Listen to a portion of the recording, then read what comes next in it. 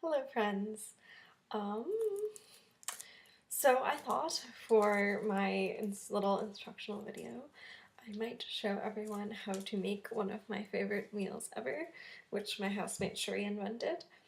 And yeah, I'll probably edit this later because I'm gonna film me cooking the entire time, and that's gonna be pretty boring for most of it, but I wanted to, capture it and then I could tell you what to do.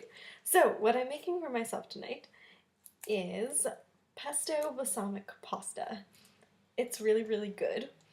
And basically what you do in general is you reduce some balsamic, and I'm gonna make the fancy version of this meal tonight where I also saute some onions and mushrooms in the reduced balsamic and then put that in with some pesto and some pasta and then put in some avocado on top of that. Oh, and spinach too. So it's gonna be really good. And we start. The first step then is to reduce the balsamic, which I'm going to show you how to do right now. And this is obviously the trickiest part of the whole thing. So,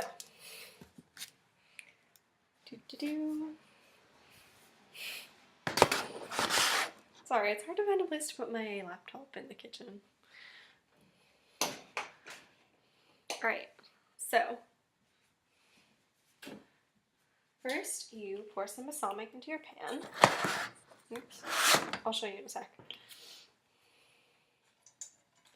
Pour in a good amount because, okay, what you're doing is you're reducing this. So put in way more than you think you're going to need because it's going to reduce by like a half or a third.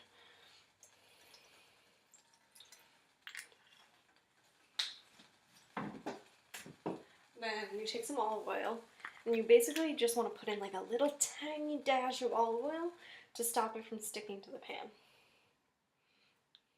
So like, see, I probably put in too much right now. I'm going to add some more balsamic.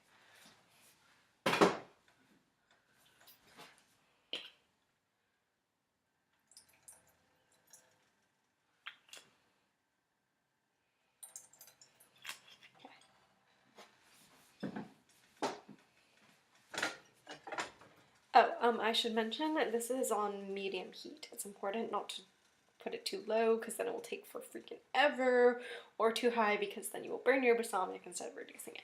So I'm going to show you the like ideal olive oil to balsamic ratio. Ooh. Yeah, hopefully you guys can get a sense of that. Okay, so the next step is, while you're waiting for the balsamic to reduce, you want to go chop your onions and your mushrooms so that you're ready to put them in once the balsamic is mostly reduced. So obviously how much onion and mushroom you want to make depends on how many people you're making it for.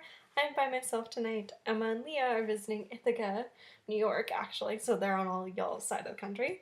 And Shreya is over at her girlfriend's house, so I'm by myself for the moment. Which is also partly why I can do this. I think if I started talking to the camera while my housemates were alone, they'd be like, "Ew, what are you doing? You've gone crazy." So.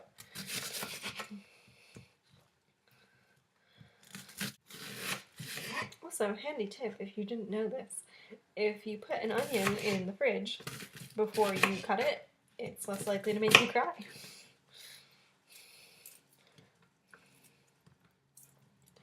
Okay, so my onion is chopped. So I'm gonna get the mushrooms. It like doesn't really matter what kind of mushrooms you get. Really doesn't. I got brown mushrooms. You should also keep an eye on your balsamic while you're doing this.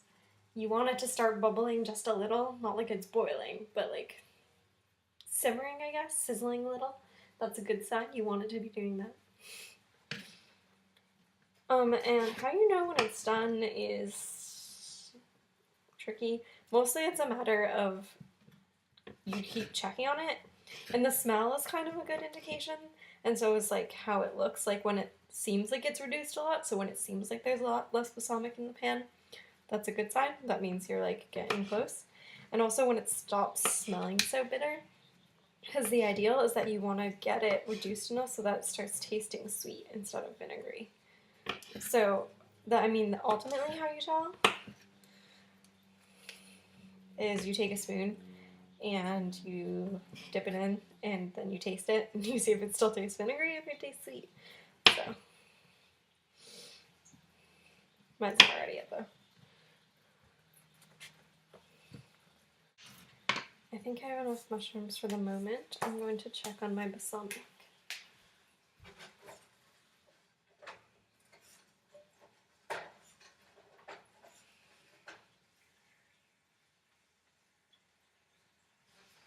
Nope, still super vinegary. This is the boring part. I've chopped my veggies.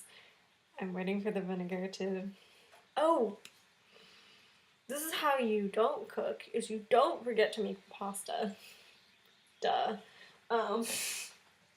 Yeah, I'm gonna put the pasta on. More useful cooking tricks. It's good to put olive oil in the water when you're cooking pasta, because that way it doesn't stick together. And salt, if you put that in the water, it also helps it boil faster. So that's what I'm doing right now. Okay, so I've just gotten a little spoonful of the balsamic, and I'm going to taste it and see if it's good yet. Oh, it's getting there. Let me try again to make sure.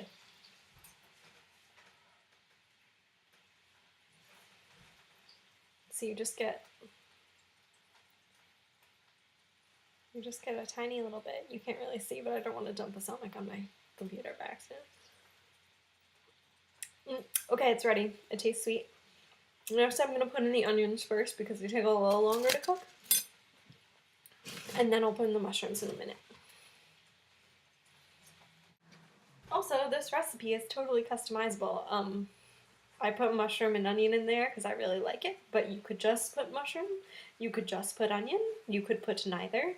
The only things that are really required are the balsamic and the pesto, so I'm going to put spinach in there too at some point, but if you don't like spinach, you don't have to put spinach in. And I'm going to put avocado in at the end, but again, it's all up to you. You could also add things I haven't thought of. If you do and it tastes good, you should tell me, because I would like to know. I'm going to add the mushrooms now. Hooray! My water's boiling. Okay. I'm going to make rotini. I'm juicing the veggies to see if I think they're ready yet. Can you tell how I cook? It's mostly by tasting things. Almost. So I think they're good. So what I've done now is I've turned the heat all the way off. So what I'm going to do next is I'm going to put in the spinach so that the spinach will get a little balsamic-y and get cooked a little. But you don't want to fry the spinach. You basically just want to heat it up a little so that it gets a little wimp, I guess. That doesn't make it sound very appetizing, but that's the goal. Alright, I'm going to show you what your spinach should look like and also what your mushrooms are going to look like once they're cooked in balsamic.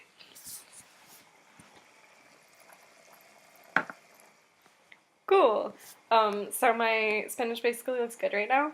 So I'm going to turn it off again because the pasta's not ready yet, and the next step is to add the pasta and the pesto into the pan with all the vegetables and balsamic in it. Yay! 5:27. Okay, let's test the pasta.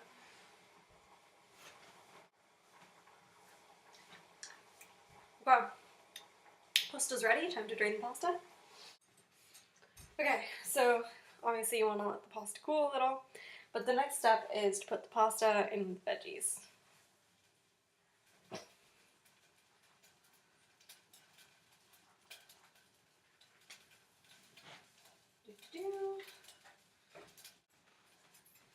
Okay, now I'm going to add the pesto. So you want a fair amount of pesto, or at least I do, because I like it to pretty much cover everything. So I usually end up putting in like 3 or 4 heaping spoonfuls of pesto.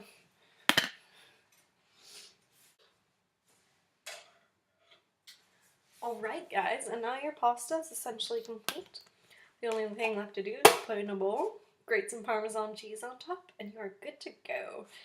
I know this is kind of silly because most of you live in college dorms / still live at home, so I don't know if any of you will actually ever make this, but I don't know.